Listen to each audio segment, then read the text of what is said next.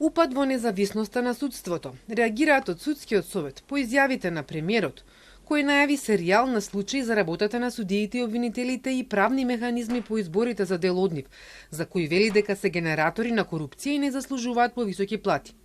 Од судски одговорија: секој кој има индици и докази за криминално однесување во судството, должен е веднаш да пријави, затоа што непријавувањето представува сериозно кривично дело.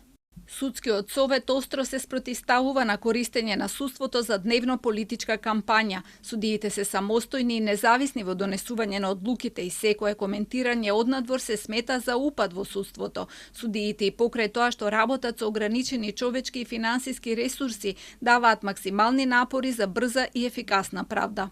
Од советот на јавни обвинители засега се без реакција. Премиерот и владата треба да се воздржат од изјави кои може да бидат протолкувани како агресивен упад врз судството и независноста.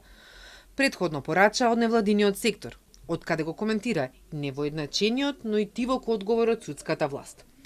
Експертите посочија дека зголемениот судски буџет не се однесува само на платите, туку за оптимално функционирање на правосудството, независно од извршната власт, како и за вработување на службеници без одобрение на Министерството за финансии.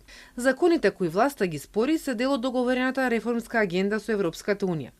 Премиерот вчера порача дека ќе бидат донесени, но не со предвидените проценти од 0,8% од БДП за судскиот буџет и 0,5% за обвинителскиот.